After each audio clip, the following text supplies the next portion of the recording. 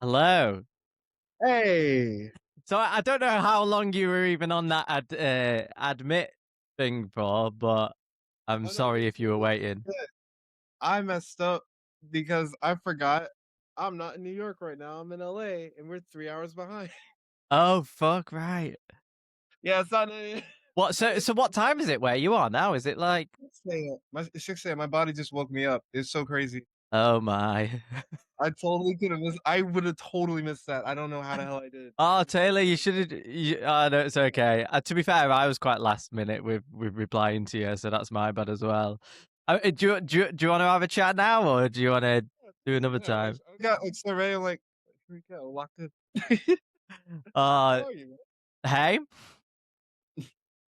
Hey, how you doing? How are you? I'm good, Taylor. How are you? How are you recovering after the tour? It was so good. Yeah. Such a nice time. Yeah. No, it was great to see you, man. And it was great to hear, like, despite, say, not having a band behind you other than when Paula Greens joined you, that the songs came across really nice. And I kind of like that bedroom recording kind of vibe as well. Which Yeah. is that with in terms of how you're approaching your recording and songwriting? Is is that how you're typically, say, demoing? Are you doing a bit of like a bedroom production thing and then bringing it to a band? What's the creation process for you? So the way it usually goes for these types of songs are I work with Terry's the owner of Colemine, and we would come together and try to do some things. That's how we did Dreaming, the last 3 songs that came out. And the first one that I did was with Patchwork. Blake sent me an instrumental, and he's kinda does the bedroom stuff too. He'll just kinda make it all up, and then that's how I actually had the introduction with them. He found me online and was like, "Hey, here's some instrumentals, here's some stuff. I like what you're doing." I sung on top of it, and it always had that kind of lo-fi, like, bedroom kind of vibe to it.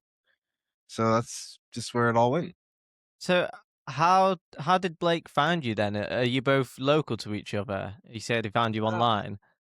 So he stays in Chicago, and I was in North Carolina at the time, and I used to make, like, synth pop. I wasn't always I liked, like, Blood Orange and I like Prince a lot, so I was trying to do that at the time. Oh And wow. yeah, it's deep in there. I try to bury it, but it's still out there. Oh, I kind of want to hear it. I kind of want to Yeah. hear it. It sounds cool. I'll send the thing after. Yeah. But yeah, I used to do a lot of bedroom music. I was super inspired by that self-producer-y kinda thing, and he saw some of my videos and was like, "Oh, this guy's talented. We should do stuff together." And now I'm here. Wow. Yeah, you've got a beautiful voice, Taylor. Have you always Thank you. sang? Huh? Have you Is have that you always have you always been, say, the singer in the bands? Because you play a few instruments, don't you? Yeah. No, honestly, I was always a guitar player. Well, yeah, okay. To be fair, your guitar playing was really good when I was watching you. Yeah, so that makes Thank sense. you. No, guitar player was the thing, and then I'd always, like, be in the backup bands and just didn't wanna ever show my face. I was super shy. And, I don't know, I just wanted to try and do it on my own. And after I kinda picked up a bunch of, like, ideas or just after I kinda saw what other people were doing, I'm like, "Oh, man, this could be kinda fun. Let me give it a try." Like, I didn't wanna start a band until I'd played in, like, a band that, like, someone completely just said, "Screw it. I have these songs. I wanna get everybody together." Her name's, like, Maya Camille, and she's so dope. But, yeah. Who's that? Sorry. She's a girl from, like, she's someone from North Carolina, and she's super talented. And that's who you started working with? Um, that was a later on one. I had a bunch of bands back in North Carolina, but that was, like, a really, like, inspiring one to me. Okay. So you were doing that, and then they started doing this synth pop stuff. Blake picks you up, introduces you to Terry and Colemine, record Dreaming, and you've got the B-side with that as well. Both Mhm. sound beautiful, great production. Who produced that? Terry. Was that Yeah, Terry? Terry. Yeah, yeah. And it was it at his studio at where Yep. the record shop is based? out in Loveland. Yeah. Yeah. Yeah, it seems a nice little spot that. He's got it cozy. Mhm. I'm glad how it all turned out because, like, yeah, I wasn't sure how to play those songs without a band. I didn't know I was gonna not have a band, like, 2 weeks in. Did you what were you supposed to go with a band? I mean, the way it was gonna go also because I got put on last minute, but I was about to steal we were gonna, like, trade off people's bands, but, like, schedules didn't work out, and it's just kinda like, "Oh, we actually don't have the time to do all this," so I just kinda, "Alright, I'll get the backing tracks for my band and go from there. I'll get the backing tracks from what I had and try to figure out how to make something interesting," and I was like, "Alright, y'all just learn these 2 or 3 songs, and I think we can do something," and Yeah. No, we'll it just, like, build to it, and then Kendrick can go on. yeah. No, it worked quite well because you've got I feel like when you're doing that, especially on your own, you've got the kind of intimacy of it, and this true songwriting comes across, which is really nice, and you could kind of observe your guitar playing a bit more so, which is quite cool. And then by the time Parlor Greens joined you at the end, then it was just popping off. Like the Yeah. dynamic of it was really good. So I think that was a cool choice. Still, I would love to see you with a band, Taylor. That would be Thank you, amazing. man. It's Um, coming hopefully, yeah. yeah, hopefully next time you're in the UK, I'll catch you on that. Mhm. So what what's next with you and Colemine then? What you thinking? I'll most likely album next year. Oh, nice. Okay. I'm going up there soon to, like, finish up some other stuff. I got some little tunes coming up now that'll just kinda come in between with, other people. I have another song with Patchwork coming out with Blake. I feel like I had a dream or it already is on its way. No, it's coming out very, very soon. It's coming out in, like, a week or 2. Nice. I'm loving that Patchwork stuff. So who's in Patchwork then? How's That's that come Blake. about? Is that mostly Blake kind of running Yeah. that shop? Is it? He does such a cool thing. Like, he's just I'm gonna find these people I think are really talented, a lot of people don't know, and we're gonna do stuff together, and that's been his whole thing. Or some are do kinda have a bit of a following, but, like, before, they're just, like, really, really underground people, and they're just, like, incredible singers. Wow, and he's just kind of Yeah. picking people out who are right for the job and making amazing music for that. Yeah. He makes all the instrumentals and just things dope. I Sing on top. I really admire people like that who can have a creative output like that because it's so easy to get distracted in the world we're in at the moment, especially with technology and phones and say work even. Are there ways that you think you've been able to combat that and kind of fine tune your creative process so you're regularly getting music out there and being a musician and solidifying that as your identity? Oh, have I done it? I started, like I deleted Twitter. I deleted anything that I spent too much time on. I'm trying to cut off YouTube as it is.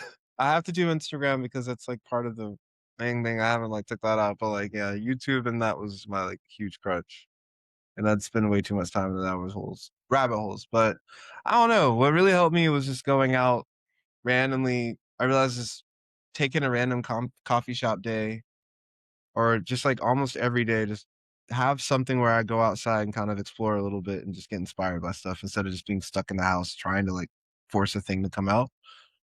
Also, working with other people, like, always drives me, like, especially seeing, like, how driven they are, how far they've gotten, and good peo that's why I love coming out to LA, like, there's so many of my talented friends out here, and I'm just like, "Man, I'm trying to be like you," and you get stronger running in that pack of people that want the same thing. Yeah, definitely. Yeah, I agree so much. I'm solo artist myself, and the game's only started changing when I've started say having a more consistent band and having going to rehearsals or even just playing more shows. Because then it makes it not only are you getting that straight up feedback, it's it's just so much more rewarding doing it for other people as well. And I guess outside of that, I've noticed, not that I'm like very like religious, but acting almost as a bit of a vessel. And t- I don't know how to explain it, to be honest. Like thinking not just for yourself, but for some kind of higher purpose with creation, I think is quite powerful and a big driving force. Um, yeah, that was a little side one there.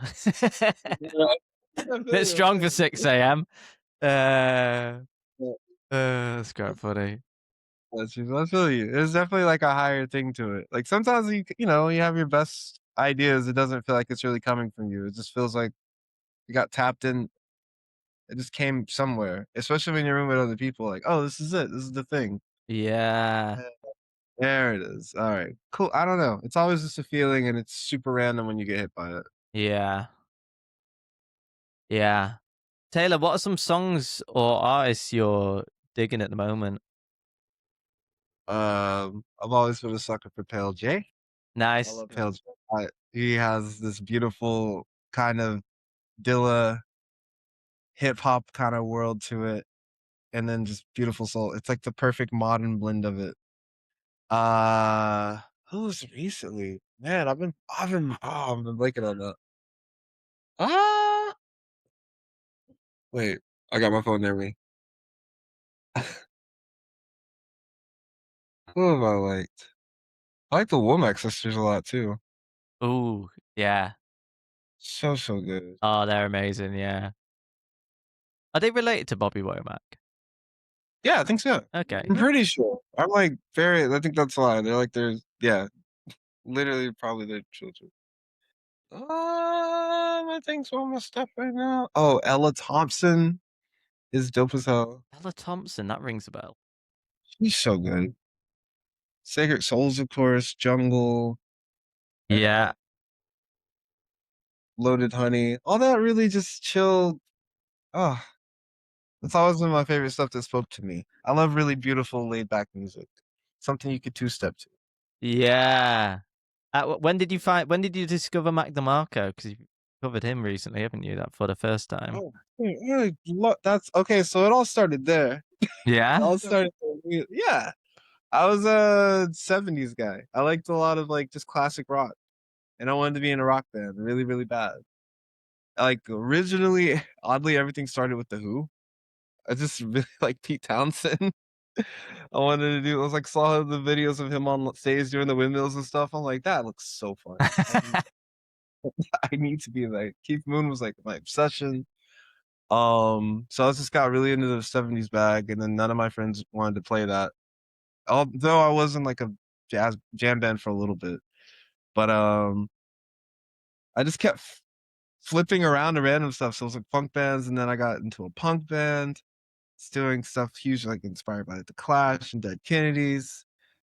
We were doing our stuff, and then pandemic happened, and it's funny because like a lot of other people on the label, like they went the punk route, and I think you just mellow out, and we all pivoted to soul for some reason, and that's kind of how I ended up here. Yeah.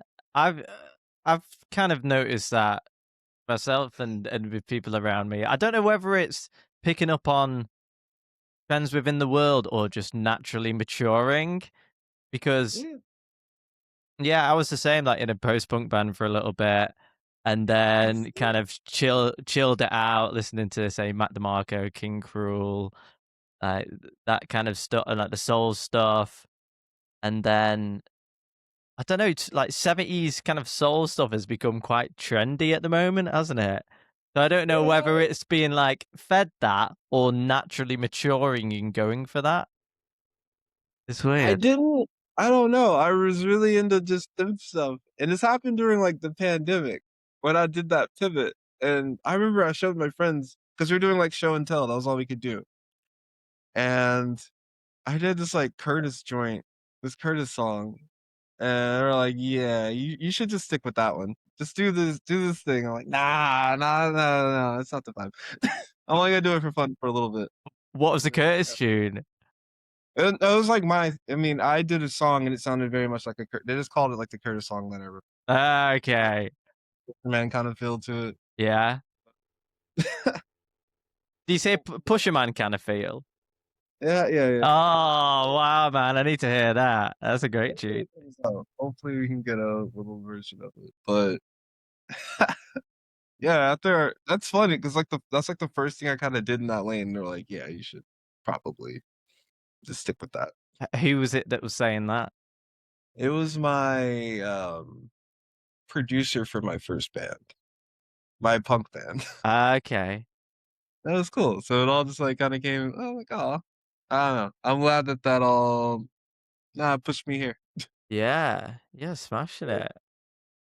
I also think like because like my thing was like it sounds like they're both lo-fi. Like punk's like really you get by with what you can.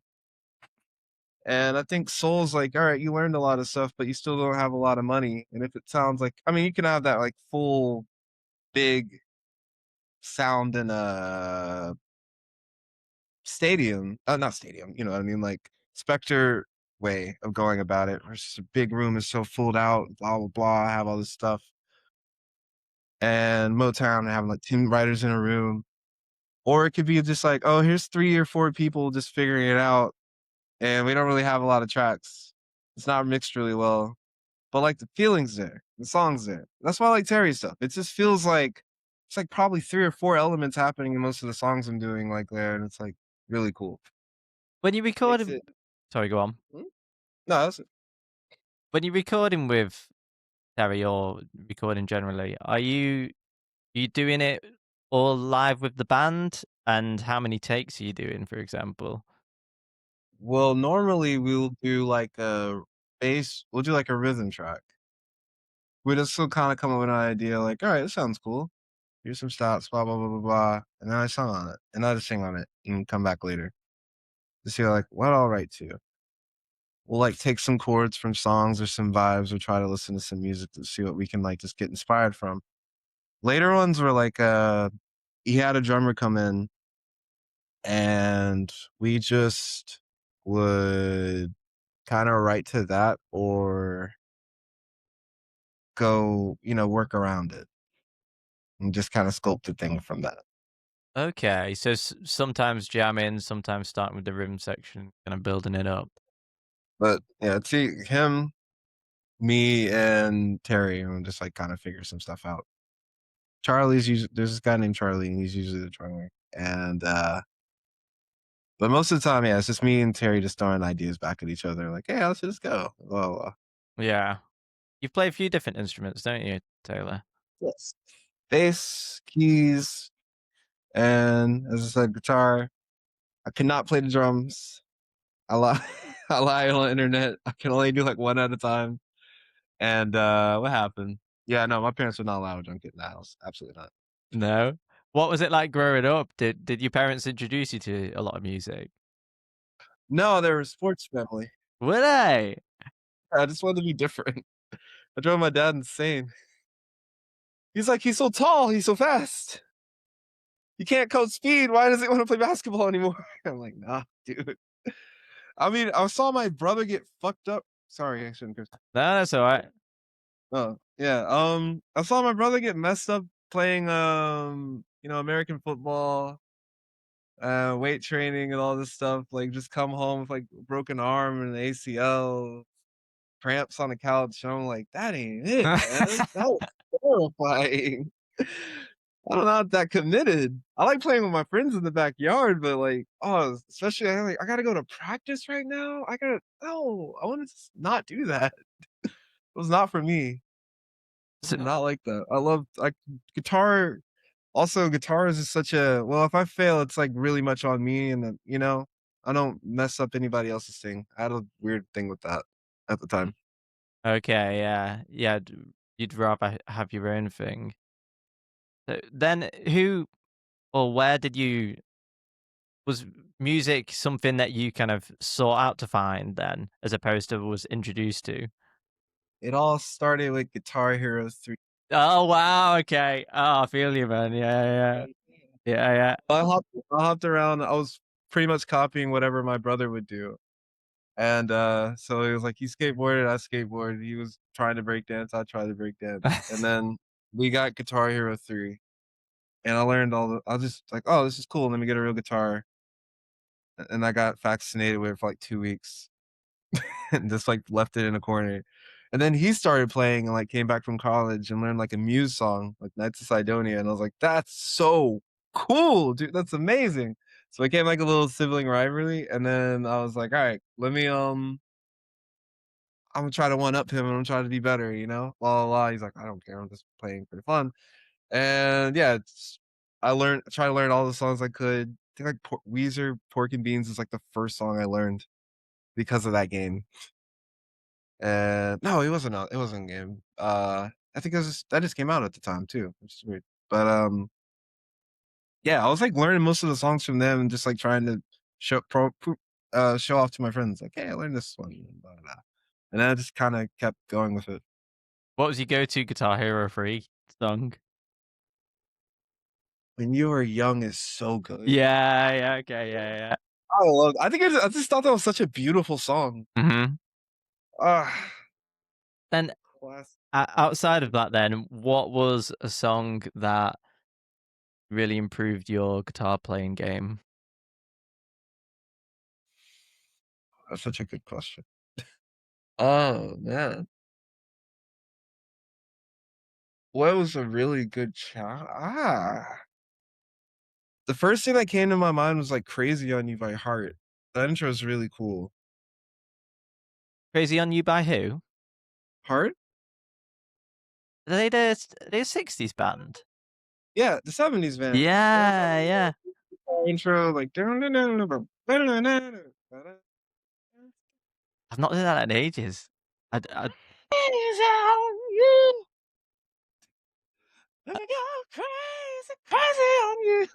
It's fucking amazing. Sorry. yeah, that's alright, just jamming out. Oh, it's Okay. so good. I'm trying to think. I'm trying to think. That one. Oh, I mean, I think Hendrix is a huge one that really just affected the hell out of me. Mhm. I think song wise. So I was doing that stuff, and then probably later on, Mac DeMarco. So probably Mac DeMarco definitely he introduced me to jazz chords, Yeah, I'm exactly the same. Yeah, yeah. riffs and stuff. So I'd say Viceroy was a huge one because I was like, oh, what the hell are you playing? This is wild. And I was just trying to figure out the chords of that, and now I play that every time. To others to say, like everything I ever do on a guitar is probably something in major seven constantly. I like rarely ever play things. So that was probably a big thing for like my identity and like figuring out what my sound would be. Little bit of like, oh, Hendrix always does these little licks in between the Curtis Mayfield thing, and then mixing that with just Mac DeMarco stuff. Uh, Taylor Williams sauce pot. I love it. Yeah, and things in there. What would you And say before we dip them? What would you say is a song you aspire to create in a similar vein of? man, I hop around so much right now. You know what song I'm really, really obsessed with? Go on. I love Wichita Lineman by Glenn Campbell. Oh Like wow. Glenn Campbell guy so much. It's so good. And by the time, like, I only know his like best of hits. I've been listening to that album, but it's such a beautiful song. I really love just good songwriting and a good story so much. Um, and I guess for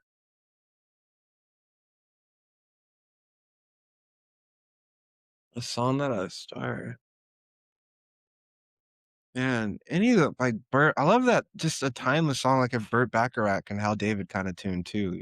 They're just insanely, they're simple. I like simple, heartfelt, really good connecting songs. And that's kind of always what gets to me. I just want it to be timeless. Mm. What would you say is? It's just reminding me of something else I wanted to ask you. Where's your inspiration coming from? Is it heartbreak? Is it things you're seeing around you? Yeah. It's probably things I'm seeing around me. It's other people that I get to talk to, and I'll, like, write something about them, or yeah, it's really nice. Like, that's what's so important to me. I love being around people, and I love exploring stuff to just find stuff to write about, and I think that helps a lot. Mhm. That helps me get out of the rut and just I realize I can't do this on my own. I can't do this just sitting in a room. You gotta experience things. Yeah. Yeah, see what's around you, and also kind of stay inspired through listening to Mhm. and watching people that inspire you, which I guess is what you're putting yourself around anyway. Exactly. Beautiful. Uh, Yeah. I wanna know your song. What's the song that you wanna what's that, sorry? That's a good question. What's your main inspired song right now that's making you yeah, put me on to something. Put me on to Um, big song. Ooh. I was listening to Abbey Road again the other day, and She's So Heavy is one I absolutely love off that. So there's that. Um, Only You Know by Dion. Ooh, I was about to cover that one too. Yeah, that's Oh, a beautiful dude, I was like, "Oh, tune. I'm gonna like it," but I was trying to find another one though to lower that I could sing. Yeah, with beautiful lyrics as well. He's Beautiful knocking on my door. Hold on. song. To be fair, with winding up, we'll probably have to dip now anyway. Yeah, no worries. Um, but it's been lovely to chat to you, Taylor. Thank you And so much. hopefully, yeah, we can catch up soon. And let me know when your background ease ends, and hopefully, I'll catch you. Absolutely, my friend. All right, Taylor. Have a beautiful day. You too, you I'll too. speak to you soon. Ciao, ciao.